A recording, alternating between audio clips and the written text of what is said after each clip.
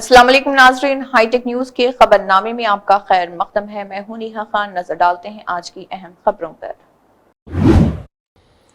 रियासती वज़ीर ज़राअत तुमला नागेश्वर राव ने कहा है कि हुकूमत जुबली हिल्स हलके की तरक्की के लिए हर तरह से ताउन करेगी।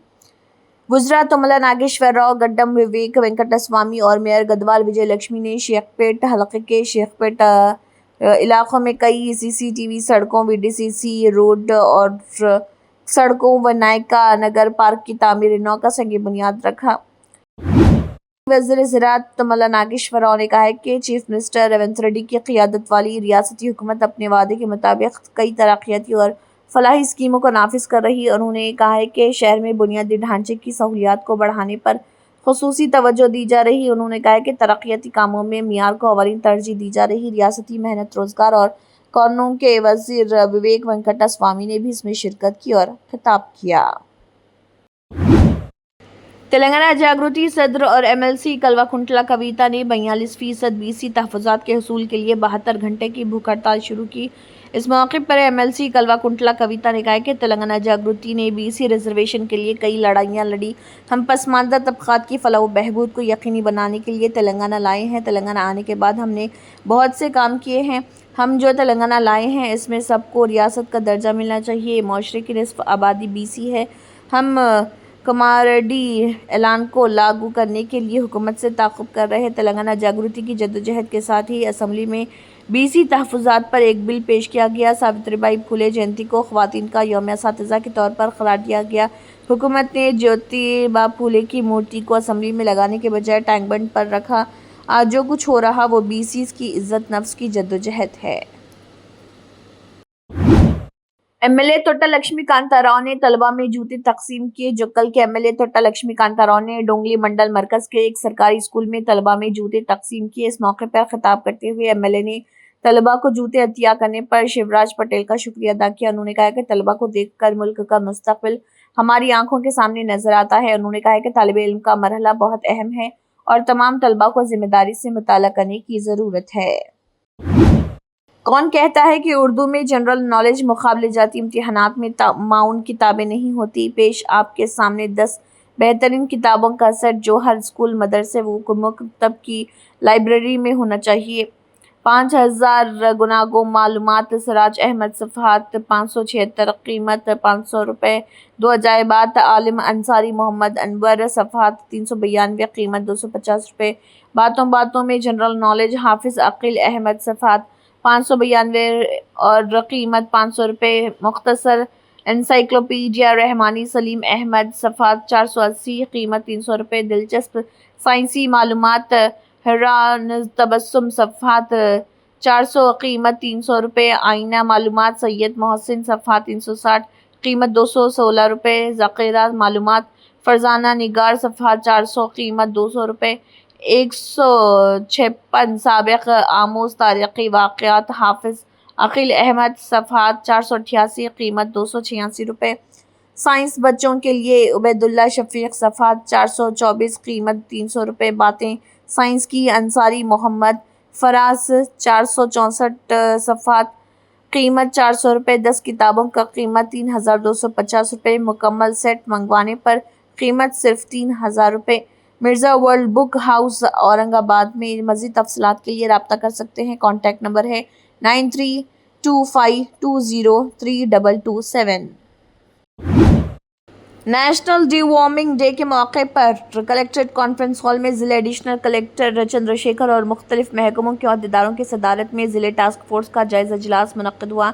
इस मौके पर खिताब करते हुए ज़िले एडिशनल कलेक्टर चंद्रशेखर ने कहा, कौमी दिन की कीड़ा मार दिन 11 अगस्त और मॉप अप डे 18 अगस्त को मनाया जाएगा। बताया गया कि ज़िले में 1 से 19 साल की उम्र के बच्चों को अल्बेंडाज़ोल 400 मिलीग्राम की गोलियां तकसीम की जानी है। रजवानी को 57 शिकायत मौसूल। डीआरडीओ पद्मजा रानी। इस मौके पर डीआरडीओ पद्मजा रानी ने अहदेदारों को हिदायत की है कि वह अवामी मसाइल की फौरी हल के लिए मुनक़्क़िदा प्रजवानी प्रोग्राम के दौरान मौसूल होने वाली शिकायत को तरजीह दें और शिकायत का फौरी अज़ाला करें। उन्होंने ज़िला कलेक्ट्रेट कॉन्फ्रेंस हॉल में मुनक़्क़िदा प्रजवानी प्रोग्राम के दौरान 57 शिकायत मौसूल की। जिले के मुख्तलिफ हिस्सों से ताल्लुक़ रखने वाले शिकायत कुनिंदगान ने अपने मसाइल DRO Padmaja Rani, Narayankhed sub collector Uma Bharati, ZPCEO Janaki Reddy, PDD RDO Jyoti के सामने पेश किए।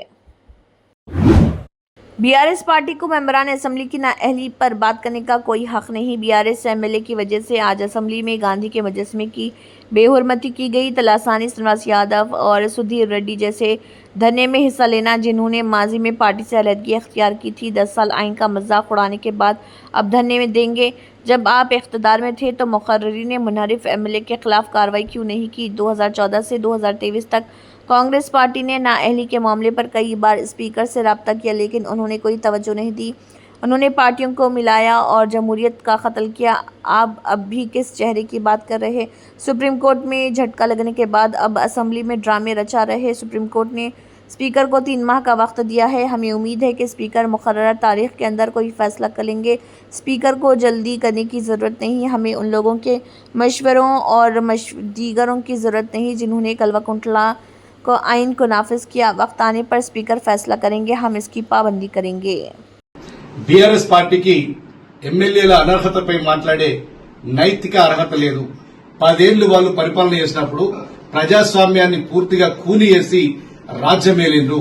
2014 నుంచి 2023 వరకు ఇలా కాంగ్రెస్ పార్టీ నుంచి కమ్యూనిస్టుల వరకు అనేక మంది ఎమ్మెల్యేలని ఎమ్మెల్సీలను ఏ విధంగా ప్రలోభపెట్టి భయపెట్టి కొనుగోలు చేసిండ్రో తెలంగాణ సమాజం ఇంకా పూర్తిగా మర్చిపోలేదు.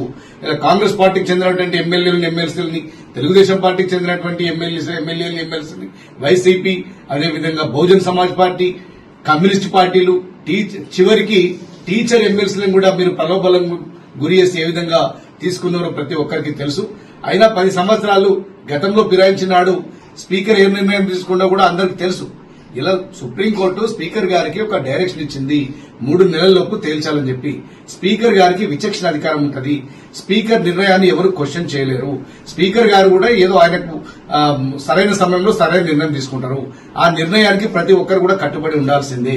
ఇలా బీఆర్ఎస్ పార్టీ నాయకులు, కల్వకుంట్ల కుటుంబ సభ్యుల దగ్గర ఈ మన అనర్హతల గురించి చెప్పించుకోవాల్సినటువంటి అవసరం లేదు. 10 ఏళ్ల పాటు ఈ రాష్ట్రంలో రాజ్యాంగాన్ని, ప్రజాస్వామ్యాన్ని పూర్తిగా కూని చేసి మీరు పరిపాలన చేసిండ్రు. ఇవాళ మరీ ముఖ్యంగా చూసినట్టుంటే తెలంగాణ ప్రజలంతా నవ్వుకుంటారు.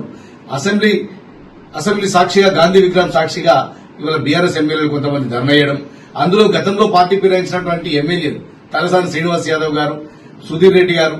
తలసాని శ్రీనివాస్ యాదవ్ గారు అయితే తెలుగుదేశం పార్టీలో ఎమ్మెల్యే గెలిచి బీఆర్ఎస్ లకి మంత్రి వచ్చిన ఆయన కూడా ధర్నా చేస్తే తెలంగాణ ప్రజలు నవ్వుకోవాలా, దేంతో నవ్వుకోవాలో ఒకసారి మీరు ఆలోచన చేసుకోండి. ఇప్పటికైనా మీరు అనర్హతల గురించి ఎంత తక్కువ మాట్లాడితే అంత మంచిది. ఇవాళ స్పీకర్ గారికి ఏ నిర్ణయం ఏ సమయంలో తీసుకోవాలో తెలుసు. మీరు దయచేసి ఎంత తక్కువ మాట్లాడితే, అనర్హతల గురించి ఎంత తక్కువ మాట్లాడితే అంత మంచిది. ఇప్పటికైనా బుద్ధి తెచ్చుకొని మీరు గతంలో చేసినటువంటి నిర్వాహకం, గతంలో చేసినటువంటి ఫిరాయింపుల మీద బేషరతుగా అసెంబ్లీ సాక్షిగా ఆ గాంధీ మహాత్మ విగ్రహం దగ్గర మీరు చెంపలేసుకుని క్షమాపణ చెప్పాల్సిందిగా మేము డిమాండ్ చేస్తున్నాం. ఇవాళ ఇంకొకటి, 100 గొడ్లు తిన్నా రాబందు ఒక గాలివాన కూలిపోయినట్టు ఇలా గతంలో మీరు చేసినటువంటి కాళేశ్వరం మీద మీరు చేసినటువంటి అవినీతిని జస్టిస్ PC ఘోష్ కమిషన్ నివేదికతోటి బట్టబయలైంది. ఎవరైనా ఇంజనీరింగ్ అధికారులు, ఇరిగేషన్ ఎక్స్పర్ట్స్ వాళ్ళ ప్రాజెక్టు ఎక్కడ కట్టాలి, వాళ్ళ డిజైన్ ఏ విధంగా ఉంటుందని వాళ్ళ సలహాలు సూచనల మేరకు ఇలా ఫాలో కావాలి. ఇలా కేసీఆర్ కుటుంబం వాళ్ళ ధనార్జన కోసం, వాళ్ళ ధనాపేక్ష కోసం ప్రాజెక్టును ఇష్టమున్న రీతిలో రీడిజైన్ చేసి తెలంగాణ ప్రజల వేల కోట్ల సొత్తును దోచుకు తిన్నారు. ఇలా తెలంగాణ ప్రజల ముందు దోషిగా నిలబడే రోజు రాబోతుంది. ఇలా వేల కోట్ల సంపదన ఇలా ఇరిగేషన్ అధికారులను వాళ్ళ సూచనలు పక్కన పెట్టి, మేము చాలా చదువుకున్నాం, వేల పుస్తకాలు చదివినాం, మాకున్నటువంటి అపార జ్ఞానం ఎవరికి లేదని చెప్పి ఒక భ్రమలో ఇష్టం ఉన్నట్టు తెలంగాణ ప్రజల సొత్తును ఏ విధంగా కొల్లగొట్టినరో యావత్ తెలంగాణ ప్రజానీకం అంతా చూస్తున్నది. ఇవాళ తెలంగాణ ప్రజల ముందు దోషిగా నిలబడే రోజులు చాలా దగ్గరలో ఉన్నాయి. Thank you. बीआरएस पार्टी को मेंबरान असेंबली की नाअहली पर बात करने का कोई हक नहीं। बीआरएस MLA की वजह से आज असेंबली में गांधी के मुजस्समे की बेहुरमती की गई। तलासानी श्रीनिवास यादव और सुधीर रेड्डी जैसे धरने में हिस्सा लेना, जिन्होंने माजी में पार्टी से अलहदगी अख्तियार की थी, 10 साल आइन का मजाक उड़ाने के बाद अब धरने में देंगे। जब आप इख्तिदार में थे तो मुकर्ररीन ने मुनहरिफ MLA के खिलाफ कार्रवाई क्यों नहीं की? 2014 से 2023 तक कांग्रेस पार्टी ने नाअहली के मामले पर कई बार स्पीकर से रब्ता किया, लेकिन उन्होंने कोई तवज्जो नहीं दी। उन्होंने पार्टियों को मिलाया और जमहूरियत का कत्ल किया। आप अब भी किस चेहरे की बात कर रहे? सुप्रीम कोर्ट में झटका लगने के बाद अब असेंबली में ड्रामे रचा रहे। सुप्रीम कोर्ट ने स्पीकर को 3 माह का वक्त दिया है। हमें उम्मीद है कि स्पीकर मुकर्रर तारीख के अंदर कोई फैसला करेंगे। स्पीकर को जल्दी करने की ज़रूरत नहीं। हमें उन लोगों के मशवरों और दीगरों की ज़रूरत नहीं जिन्होंने कल्वाकुंतला को आइन को नाफिज किया। वक्त आने पर स्पीकर फैसला करेंगे, हम इसकी पाबंदी करेंगे। అక్కడికి వెళ్ళి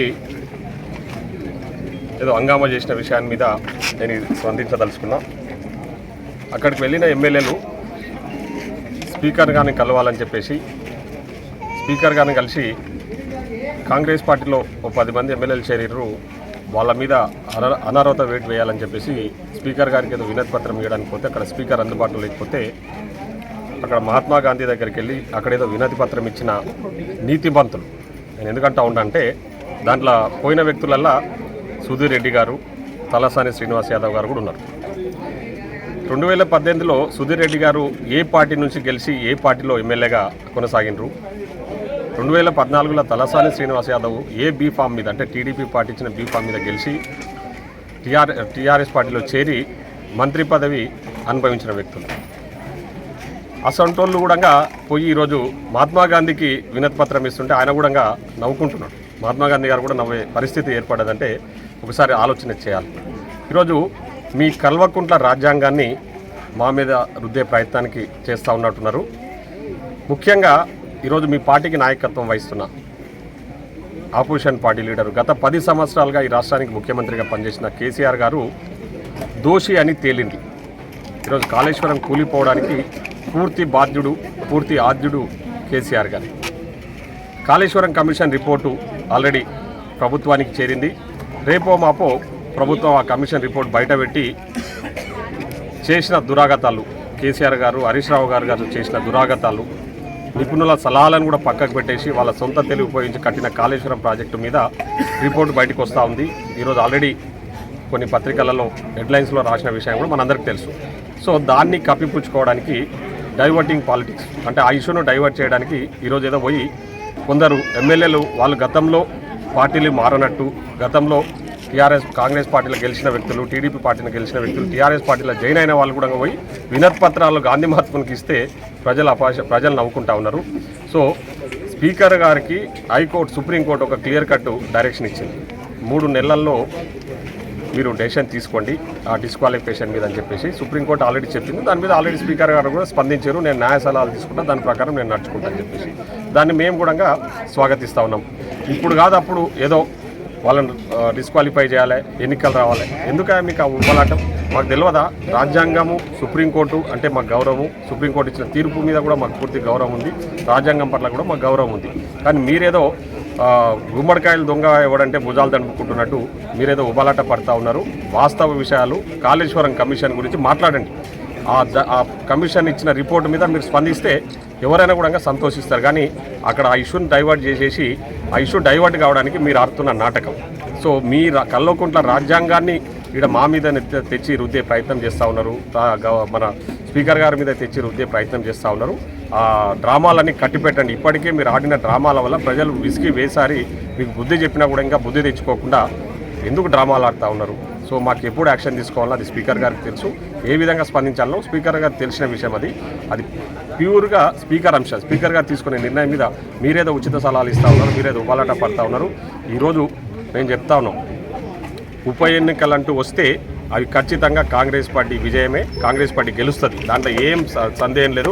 ఎప్పుడు ఎన్నికలు పెట్టినా ఏమని ఒకవేళ అట్లాంటి ఎన్నికలే వస్తే మేమేం వెనకాడగేస్తలేం, మేము కూడా రెడీగా ఉన్నాం, 100% మేము గెలవబోతా ఉన్నాం. అది ఒకవేళ అట్లాంటి ఉప ఎన్నికలంటూ వస్తే, కాబట్టి మీరేదో పగటి కలలు కంటా ఉన్నారు, ఇంకా ఏదో ఊహించుకుంటా ఉన్నారు. అవన్నీ ఇంకా ఈ డ్రామాలు కట్టిపెట్టి ఇప్పటికైనా రాజ్యాంగాన్ని గౌరవించే పద్ధతులు నేర్చుకోవాలని చెప్పి ఈ సందర్భంగా తెలియజేస్తాం. इसी के साथ हाईटेक न्यूज खबरनामा इख्तिताम को पहुंचता है। अल्लाह हाफिज।